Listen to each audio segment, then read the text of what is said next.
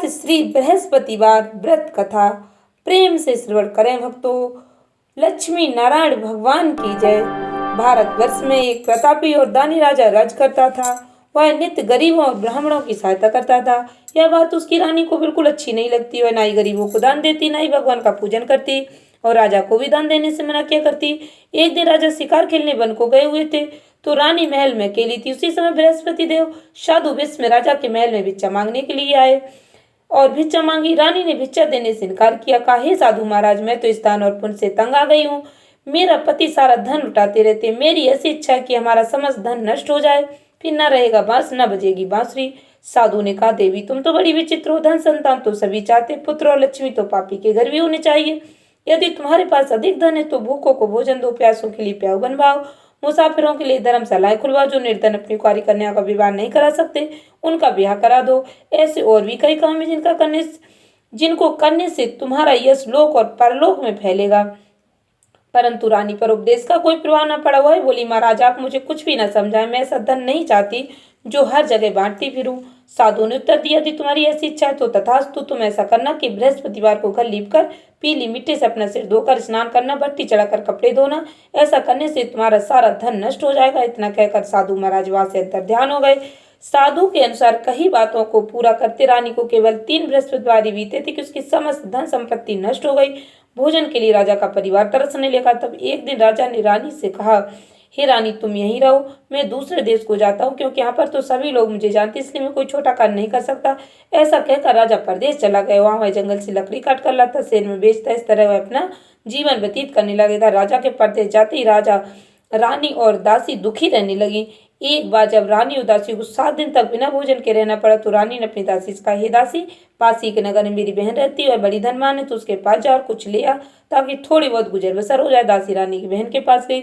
उस दिन गुरुवार था और रानी की बहन ने उस समय बृहस्पतिवार व्रत की कथा सुन रही थी। दासी ने रानी की बहन को अपनी रानी का संदेश दिया, लेकिन रानी की बड़ी बहन ने कोई उत्तर नहीं दिया। जब दासी को रानी की बहन से कोई उत्तर नहीं मिला तो वह बड़ी दुखी हुई और क्रोध भी आया उसे। दासी ने वापस आकर रानी को सारी बात बता दी। सुनकर रानी ने अपने भाग्य को कोसा। उधर रानी की बहन ने सोचा कि मेरी बहन की दासी आई थी, परंतु उससे नहीं बोली, इसलिए बहुत दुखी हुई होगी।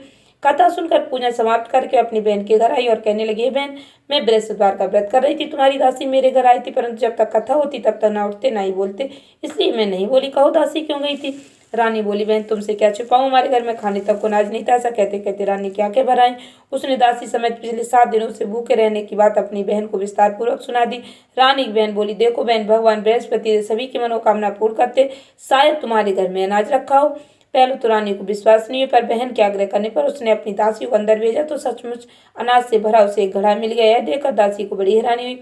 दासी रानी से कहने लगी, हे रानी, जब हमको भोजन नहीं मिलता तो हम व्रत ही तो करते, इसलिए क्यों न इनसे व्रत और कथा की विधि पूछ ली जाए, ताकि हम भी व्रत कर सकें। तब रानी ने अपनी बहन से बृहस्पतिवार व्रत के बारे में पूछा। रानी की बहन ने बताया, बृहस्पतिवार के व्रत में चने की दाल, मुनक्का से विष्णु भगवान का केले की जड़ें पूजन करें, दीपक जलाएं, घी का व्रत, कथा सुने, पीला भोजन ही करें, इससे बृहस्पति देव प्रसन्न होते। व्रत और पूजन विधि बताकर रानी की बहन अपने घर को लौट गई। 7 दिन के बाद जब गुरुवार आया तो रानी उदासी ने व्रत रखा। गुड़साल में जाकर चना गुड़ लेकर आई, फिर उससे केले के जड़, विष्णु भगवान का पूजन किया। पीला भोजन कहाँ से आए, इस बात को लेकर दोनों बहुत दुखी थी। चूंकि उन्होंने व्रत रखा था, इसलिए बृहस्पति उनसे प्रसन्न थे।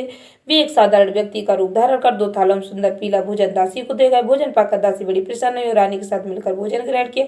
इसके बाद वे सभी गुरुवार को व्रत और पूजन करने लगी। बृहस्पति भगवान के पास उनके पास फिर से धन संपत्ति आ गई, परंतु रानी फिर से पहले की तरह आलस करने लगी।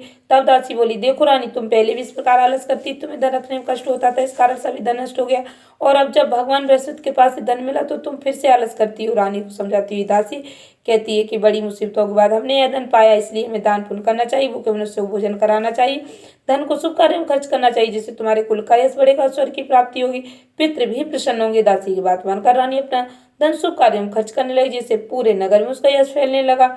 भक्तों, बृहस्पतिवार व्रत कथा के बाद श्रद्धा के साथ आरती करनी चाहिए। इसके बाद प्रसाद बांटकर उसे ग्रहण करना चाहिए, तभी बृहस्पतिवार व्रत का पूर्ण फल प्राप्त होता है। एक दिन राजा दुखी होकर जंगल में एक पेड़ के नीचे आसन जमाकर बैठ गया।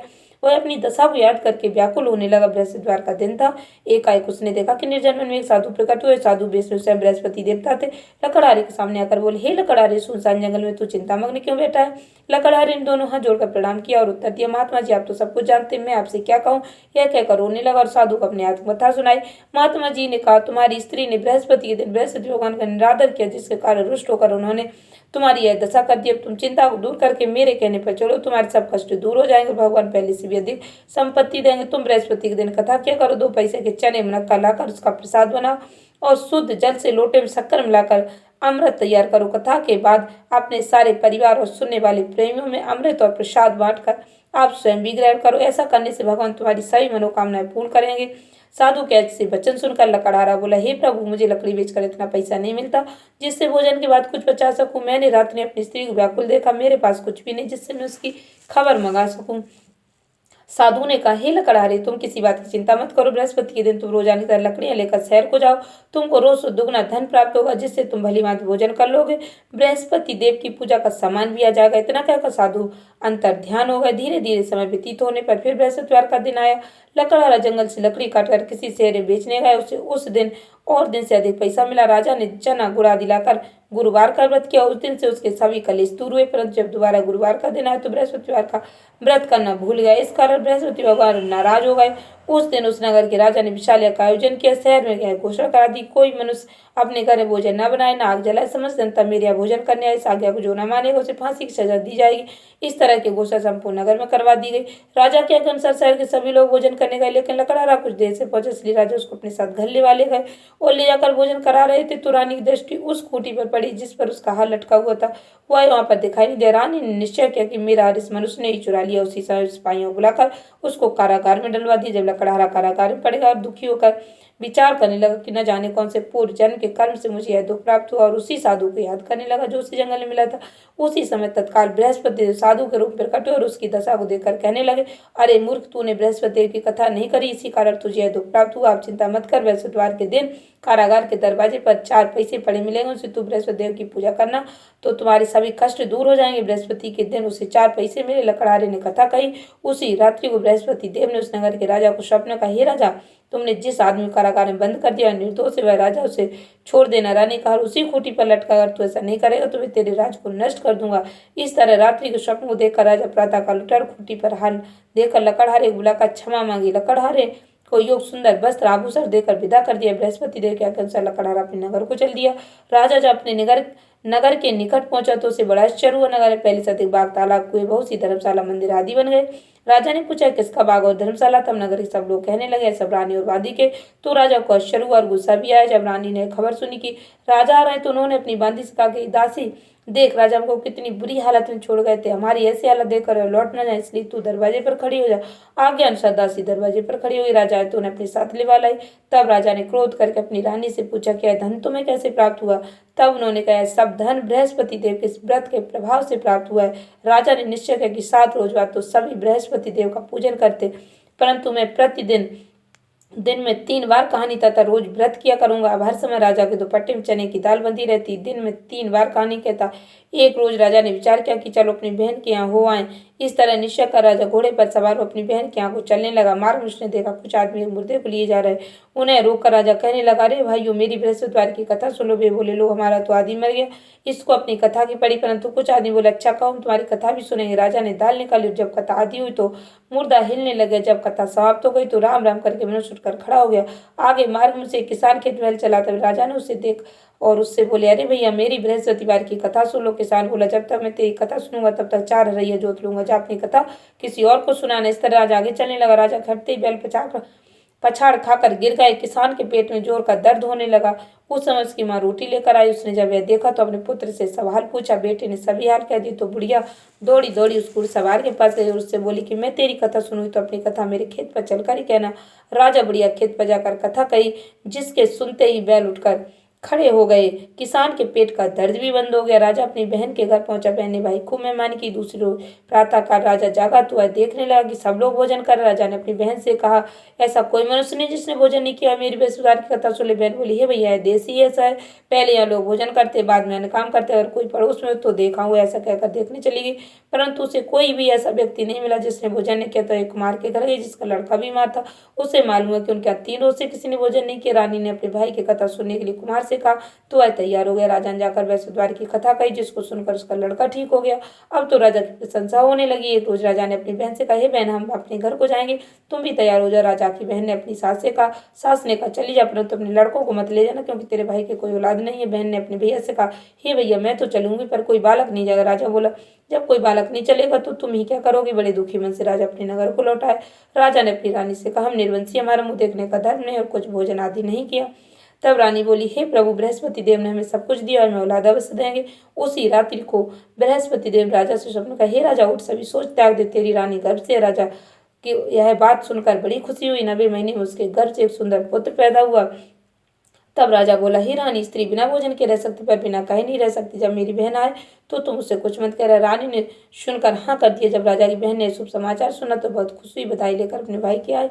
तभी रानी ने कहा, घोड़ा चढ़कर तो नहीं आई, गधा चढ़ी आई। राजा की बहन बोली, भाभी, मैं इस प्रकार ना कहती तो तुम्हें औलाद कैसे मिलती। बृहस्पति देव ऐसे ही हैं, जिसके मन में जो कामनाएं होती हैं उन्हें सभी को पूर्ण करते। जो सद्भावना पूर्वक बृहस्पतिवार का व्रत करता है, कथा पढ़ता है, सुनता है, दूसरों को सुनाता है, बृहस्पति देव उसकी सभी मनोकामना पूर्ण करते। बृहस्पति देव सदैव उनकी रक्षा करते। संसार में जो मनुष्य सद्भावना से भगवान जी का पूजन व्रत सच्चे हृदय से करते तो उनकी सभी मनोकामनाएं पूर्ण करते हैं। जैसी सच्ची भावना से रानी राजा ने बृहस्पति देव की कथा का गुणगान किया तो उनकी सभी इच्छा बृहस्पति देव जी ने पूर्ण की। इसलिए पूर्ण कथा सुनने के बाद प्रसाद लेकर जाना चाहिए। हृदय से मनन करते हुए जयकारा बोलना चाहिए, बोलो बृहस्पति देव विष्णु भगवान की जय।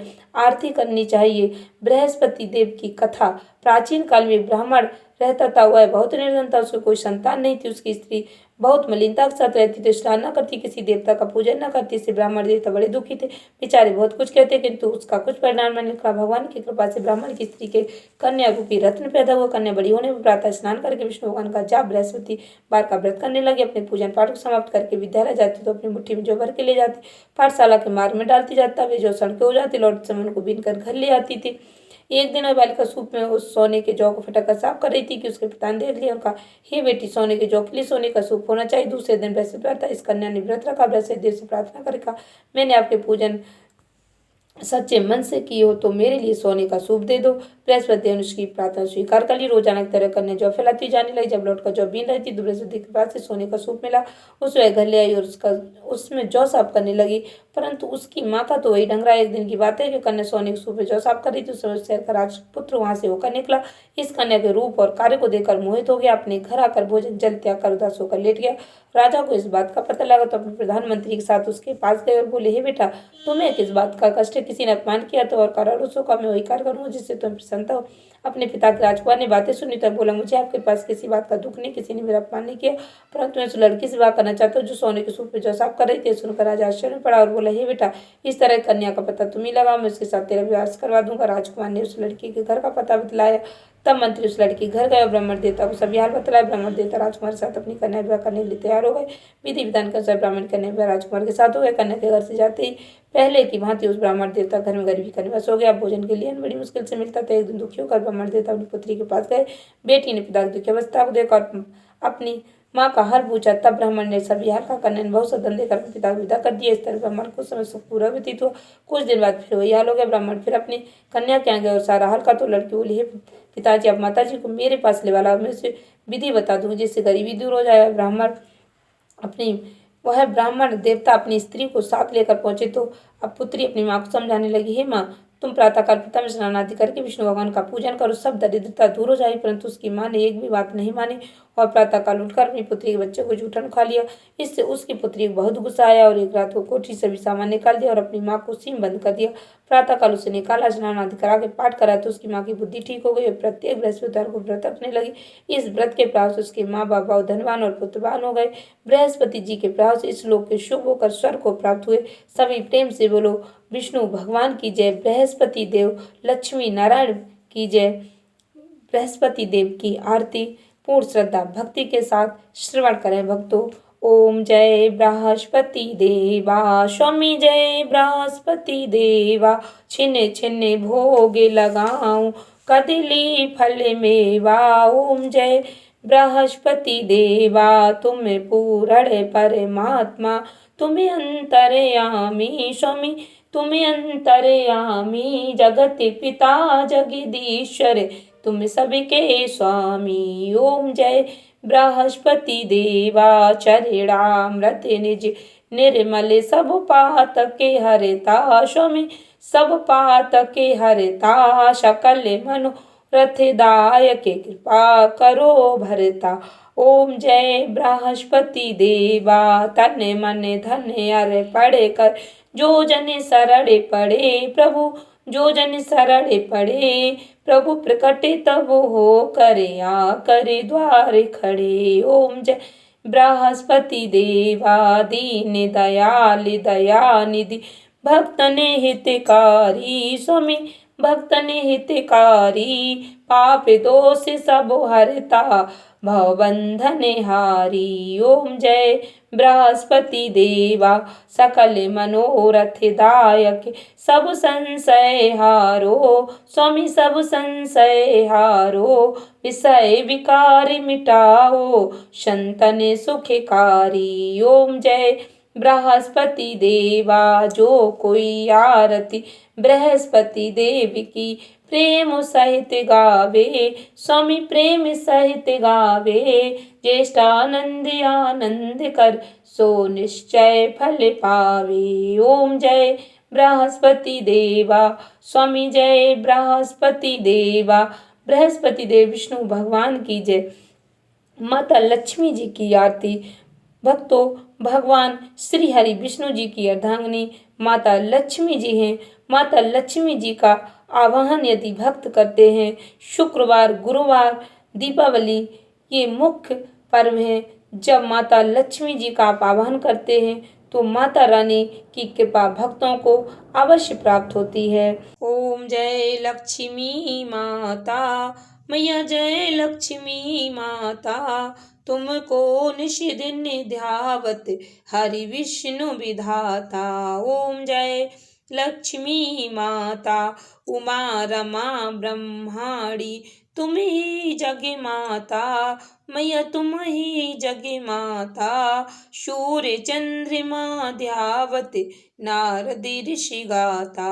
ओम जय लक्ष्मी माता, दुर्गा रूप निरंजन, सुख संपत्ति दाता, मैया सुख संपत्ति दाता, जो कोई तुमको ध्याता रिद्धि सिद्धि धन पाता। ओम जय लक्ष्मी माता, तुम ही पाताल निवासिनी, तुम ही शुभदाता, मैया तुम ही शुभदाता, कर्म प्रभाव प्रकाशिनी, भवनिधि की त्राता। ओम जय लक्ष्मी माता, जिस घर में तुम रहती हो सब सद्गुण आता, ताहि में सद्गुण आता, सब संभव हो जाता, मन नहीं घबराता।